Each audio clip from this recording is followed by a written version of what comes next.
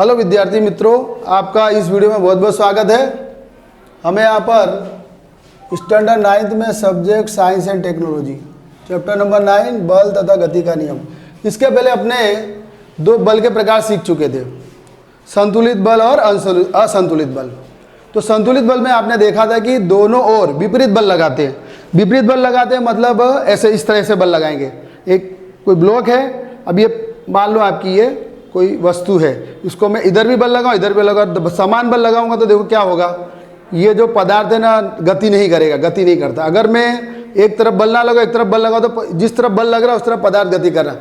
इस तरह देख सकते हो, जैसे मान लो ये आपकी कोई मार्कर है, मार्कर पे आप समान बल लगाते हो इस तरह दोनों तरफ, तो ये क्या गति नहीं करता है। तो यदि आपको उसको गति कराना हो तो इसे क्या करना पड़ेगा, एक और इस और ज़्यादा बल लगाना पड़ेगा, जिससे ये क्या होगा, मार्कर इस तरफ गति करेगी।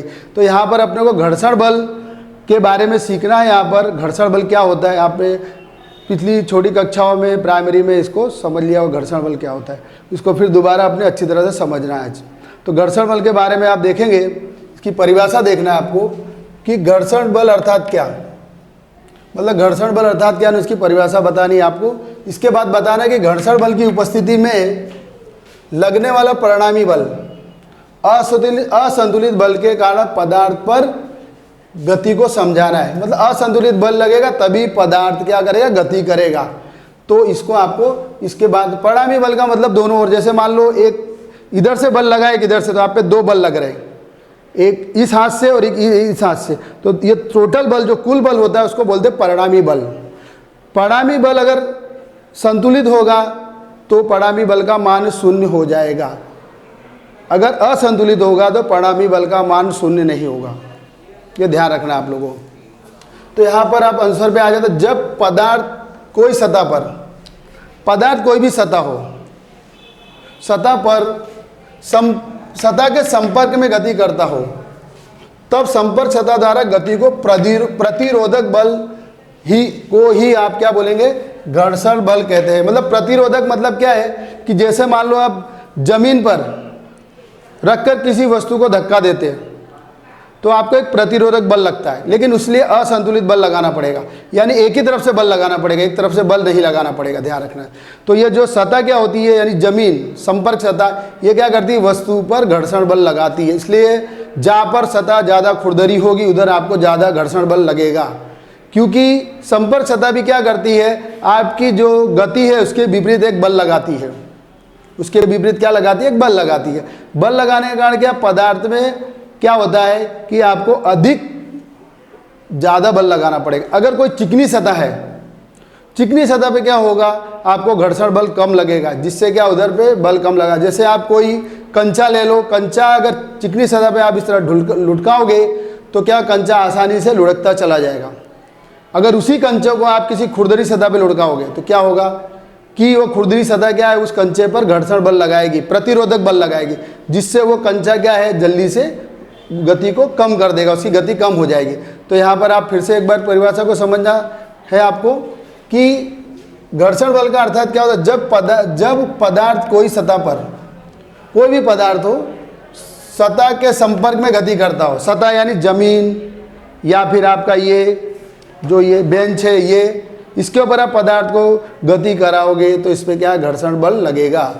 तो संपर्क सतह द्वारा गति को प्रतिरोधक बल को ही क्या बोलते हैं, घर्षण बल कहते हैं। संपर्क सतह क्या है, एक गति के प्रति प्रतिरोधक बल लगाती है, उसे क्या बोलेंगे आप, घर्षण बल कहेंगे। तो इधर पे उसके बाद दूसरा भी क्या पूछा गया है कि घर्षण बल की उपस्थिति में लगने वाला परिणामी बल असंतुलित बल के कारण पदार्थ पर गति को समझाना है। तो इसमें पदार्थ की गति के द्वारा क्या क्या, मतलब उसमें घर्षण बल के कारण पदार्थ गति में क्या क्या परिवर्तन आता है वो आपको देखना है। तो घर्षण बल हमेशा गति के विपरीत दिशा में बल लगाता है। जैसे आप यदि किसी वस्तु को धक्का मारोगे जमीन पे रख के तो क्या आपको बल ज़्यादा लगाना पड़ेगा, क्योंकि जमीन क्या करेगी, या संपर्क सतह यानी जमीन वो क्या करेगी, उसके अपने विपरीत एक बल लगाएगी। तो हमेशा घर्षण बल क्या होता है, असंतुलित बल के विपरीत बल लगाती है। ये दिखा गया है। घर्षण बल हमेशा गति के विपरीत दिशा में बल लगाता है। दूसरा है पॉइंट, पदार्थ को गतिशील रखने के लिए असंतुलित बल लगाना पड़ता है। मतलब एक ही दिशा में बल लगाना पड़ता है, एक ही तरफ से बल लगाना पड़ता है, दोनों तरफ से बल नहीं लगाने का।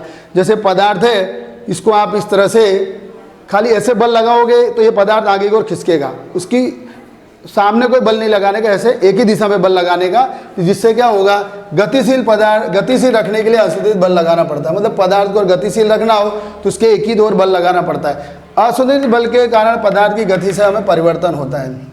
पदार्थ मान लो इस तरह स्थिर है, तो अब उस पर जब बल लगाओगे तो उसके क्या है, दिशा में परिवर्तन होगा। ये इस दिशा में था, अब बल लगाओगे तो ये विपरीत दिशा में बल होगा उसका बल, इसलिए वो विपरीत दिशा में बल लगेगा उस पर। तो यहाँ पर पदार्थ को गतिशील रखने के लिए असंतुलित बल लगाना पड़ता है। असंतुलित बल के कारण पदार्थ की दिशा में परिवर्तन होता है, पदार्थ अपनी दिशा बदल देता है। आप अगर पदार्थ ऐसे है और बल ऐसे लगाओगे तो इस तरफ से पदार्थ गति करेगा। मान लो कोई पदार्थ स्थिर इस तरफ इस दिशा में है, खड़ा है कोई व्यक्ति, अगर मैं उसको ऐसे बल लगाऊं तो दिशा इसकी ऐसे ना होकर ऐसे इस तरफ गति करेगा। मतलब क्या करेगा कि वो असंतुलित बल के कारण पदार्थ गति की दिशा में परिवर्तन हो जाता है। त्वरित गति करने के लिए उस पर असंतुलित बल लगा। त्वरित गति का मतलब होता है त्वरण।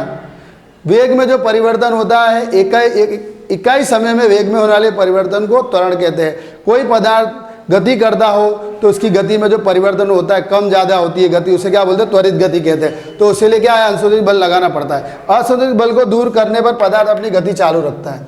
अगर कोई पदार्थ को आप चला रहे हो, बाइक चला रहे हो और बाइक एक ही दिशा में चलेगी, लेकिन जब उस पर आप बल लगाओगे यानी उसको ब्रेक मारोगे तो उसको क्या है, घर्षण बल लगेगा, जिसके पदार्थ क्या होगा, अपनी गति चालू नहीं रखेगा। तो पदार्थ पे जब असंतुलित बल लगेगा तभी वो पदार्थ गति करेगा, ये ध्यान रखना है। संतुलित बल में नहीं करेगा, क्योंकि घर्षण बल भी उसके प्रति एक बल लगा देगा। तो जब दोनों बल बराबर हो जाएंगे, मतलब ब्रेक के द्वारा जो घर्षण बल लगा वो और आप जो गति दे रहे हो वो दोनों समान हो जाएंगे तो बाइक आपकी रुक जाएगी। इसके लिए मतलब घर्षण बल भी एक प्रकार का बल लगाता है। अगर घर्षण बल की अपेक्षा आप ज़्यादा बल लगाओगे तभी पदार्थ क्या करेगा, आगे खिसकेगा, गति करेगा। असंतुलित बल दूर करने पर पदार्थ अपनी गति को चालू रखता है। अचर वेग से गति करने वाला पदार्थ असंतुलित बल हो तो बाह्य बल नहीं लगता है। मतलब अगर उसमें संतुलित बल हो, दोनों तरफ से बल लगे, एक ही तरफ से मतलब घर्षण बल ना लगे तो क्या होगा, पदार्थ एक ही दिशा में गति करेगा। ब्रेक नहीं मारोगे बाइक में, यानी उसके दूसरा बल नहीं लगाओगे सामने से घर्षण बल के द्वारा, तो पदार्थ क्या अपनी बाइक आपकी चलती ही रहेगी। तो इस तरह से आपके इधर पे 6 पॉइंट आपको लिखने और एक परिभाषा लिखने, तो 3 मार्क का क्वेश्चन है। तो चलो विद्यार्थी मित्रों, इसके बाद नया क्वेश्चन पे आप आ जाते हैं। तो चलिए विद्यार्थी मित्रों, यहाँ पर क्वेश्चन नंबर 2 मैंने लिखा है, गति के लिए गैलीलियो की अवधारणा समझाई। गैलीलियो ने एक प्रयोग किया था, एक वैज्ञानिक था, उसने क्या किया, एक प्रयोग किया था। उस प्रयोग में उसने घर्षण बल के बारे में और पदार्थ किस तरह से गति करता है ढाल वाली सतह पर उसने बताया। ढाल वाली सतह यानी आप जानते हो कि कोई भी एक सीढ़ी रख दो तो सीढ़ी क्या करेगी, जमीन के साथ क्या बनाएगी, ढाल बनाएगी, आप जानते हो। या कोई पहाड़ी इलाका हो, ऊंचाई पर चढ़ना हो तो उधर भी ढाल होता है। तो ढाल के उपलक्ष्य में रख के उसने प्रयोग किए थे, उसको मैं समझा रहा हूँ आपको। तो इस आकृति के द्वारा समझाऊंगा। तो ये आकृति में देख सकते हो कि नंबर आकृति 1, यहाँ पर कोई एक ऊंचाई है, ऊंचाई वाली पदार्थ ऊंचाई है, उसके साथ एक ढाल रखा गया इस तरह से, जिसपे क्या पदार्थ लुढ़क सके, ऊपर से नीचे की ओर क्या कर से लुढ़क सके। तो गैलीलियो ने क्या किया, इधर कोई भी एक गेंद या कोई भी एक गोलाकार वस्तु या कंचे वगैरह क्या किया, ऊपर से उसने छोड़ा। तो छोड़ने पे क्या होता है कि उसको कोई भी बल नहीं लगाना पड़ता है, वो अपने आप ही नीचे लुढ़क जाती है। देख सकते हो आप लोग, उसमें कोई बल लगाने की जरूरत नहीं। आप ऊपर से कोई वस्तु ढलान वाले पे डालोगे तो वस्तु की अपने आप नीचे की ओर चली आएगी। तो उसको समझाने के लिए गैलीलियो ने प्रयोग किए थे, उसको मैं समझाने हैं मुझे। तो यहाँ पर देखो, पदार्थ इधर किसका वेग v1 था। जब पदार्थ शुरू में उसने जब इस तरह से इधर से छोड़ा तो उसका वेग v1 था, जो पदार्थ नीचे आया तो उसका वेग v2 हो गया। तो आप जानोगे ऊपर से नीचे का वेग ज़्यादा हो जाएगा, यानी ऊपर से जब नीचे पदार्थ आएगा तो उसमें क्या है, ज़्यादा वेग हो जाएगा, क्योंकि उसका घर्षण बल कम हो जाएगा। ऊपर जब उसने रखा था इस तरह तो उसमें कुछ घर्षण बल लग रहा था, जैसे जैसे नीचे आएगा वैसे उसमें घर्षण बल कम होगा और गुरुत्वाकर्षण बल भी लगेगा, जिससे पदार्थ क्या होगा, ऊपर से नीचे की ओर लुढ़केगा। ऐसा अपने देखते हैं। यहाँ पर है जो नीचे v2 वेग है जो v1 वेग से बड़ा है। पहले का जो वेग था v1 था, जब पदार्थ नीचे आ गया तब उसका वेग v2 हो गया। तो देख सकते हो कि v1 से v2 बड़ा है, यानी V2 बड़ा है V1 से। जिस तरह नुकीला भाग हो वो छोटा हो जाता, चौड़ा भाग बड़ा हो जाता, चौड़ा भाग V2 की तरफ है, नुकीला भाग V1 की तरफ है, इसलिए V2 बड़ा है V1 से, ये उसने देखा। फिर दूसरे प्रयोग में उसने क्या किया कि वही पदार्थ लिया जो पहले उसने इस तरह ढलान वाला पदार्थ लिया था। उसने क्या किया, अब कोई भी गोलाकार वस्तु क्या किया, नीचे से ऊपर की ओर इस तरह उसने धक्का दिया, तो क्या देखता है कि पदार्थ ऊपर जब जाएगा तो उसे ज़्यादा बल लगाना पड़ेगा, क्योंकि घर्षण बल बढ़ जाएगा, यानी गुरुत्वाकर्षण के विपरीत गति करेगा, जिससे क्या होगा, पदार्थ ऊपर की ओर गति नहीं कर पाएगा, उसकी गति कम हो जाएगी। क्योंकि यहाँ पर उसके क्या है कि इसको घर्षण बल के विपरीत कार्य करना पड़ता है, गुरुत्वाकर्षण के विपरीत कार्य करना पड़ता है, जिससे क्या है, पदार्थ क्या ऊपर की ओर जल्दी से गति नहीं कर सकता।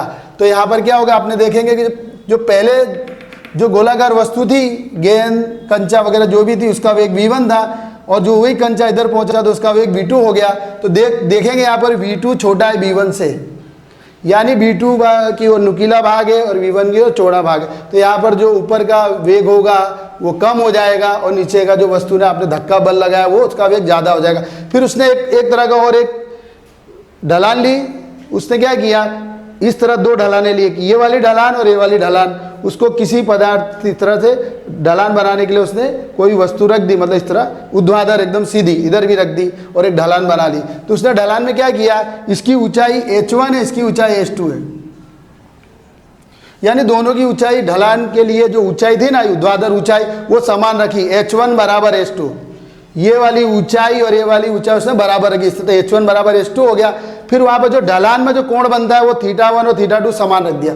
थीटा एक प्रकार का कोण को दर्शाने वाला संकेत है, दो कोण, इसलिए को θ1 दूसरे को θ2 लिखा जाता है। तो यहाँ पर समझेंगे कि इसको अपने थीटा पढ़ते हैं। थीटा एक प्रकार का कोण होता है, कोण दर्शाने के लिए संकेत है, दर्शाने का क्या एक संकेत है। तो उसने θ1 और θ2 कोण बराबर रखे, जिससे क्या होगा, कोण समान रहेंगे, जिससे ये ढाल जो होगा समान माप का बनेगा, कोण समान रखना पड़ेगा। फिर यहाँ पर उसने क्या, जो इधर से जो ये ढलान की जो दूरी है D1 और D2, डिस्टेंस 1 और डिस्टेंस 2, डी यानी होता है डिस्टेंस, डिस्टेंस यानी दूरी, तो इसकी दूरी D1 है, इसकी दूरी D2, ये भी बराबर रखी। तो यहाँ पर देखो क्या बराबर है, कोण बराबर है θ1 θ2, दूसरा D1 D2 यानी ढलान की दूरी D1 है D2 बराबर, उसकी जो ढलान जिस पर टिका हुआ है उसकी ऊंचाई भी क्या समान है। तो उसने क्या किया कि पदार्थ इधर से इस तरह से उसने छोड़ा, पदार्थ जब छोड़ेगा तो इधर जाके पदार्थ ऊपर चढ़ेगा, पदार्थ जब इधर छोड़ेगा तो पदार्थ इस तरह से, क्योंकि इस पर एक प्रकार का बल लगता है, तो ये बल लगता है, तो इसलिए पदार्थ ऊपर की ओर जाएगा, क्योंकि ऊंचाई समान होने से जितना पदार्थ इधर था उतना ही पदार्थ ये ऊपर जाएगा। फिर ये पदार्थ फिर इधर आएगा, फिर इधर जाएगा, इस तरह से एक समय स्थिर हो जाएगा। तो उसने क्या देखा कि उसने जो बल लगाया था इस पर छोड़ने के लिए, वो बल इस पर चढ़ने के लिए लग गया। मतलब बल तो उसने, एक बल दूसरे बल में परिवर्तित हो गया, मतलब बल कहीं भी खत्म नहीं होता, कहीं ना कहीं उसका परिवर्तन हो जाता है। तो उसने कौन सा, पहले इधर छोड़ने के लिए जो बल लगाया था, जो बल उस पर गुरुत्वाकर्षण बल लगा था, फिर वो पदार्थ इधर गति में रहेगा तो पदार्थ फिर ऊपर चढ़ जाएगा, क्योंकि जो बल लगा तो बल चढ़ने में काम आएगा, तो पदार्थ फिर ऊपर चढ़ जाएगा। इस तरह पदार्थ फिर इधर आएगा, फिर इधर चढ़ेगा, इस तरह आके इधर स्थिर हो जाएगा। तो अपने ने गैलीलियो के 3 प्रकार के देखे, एक चौथा प्रकार था, उसमें एक ढलान ऊंचाई रखी और एक ढलान नीचाई रखी। तो उसमें जब छोड़ेगा तो पदार्थ क्या उतनी ऊंचाई तक जाएगा, पूरी ढलान तक जाएगा नहीं। तो आपको वो ध्यान रखना है। इस तरह से आज के लिए इतना ही विद्यार्थी मित्रों, थैंक यू वेरी मच।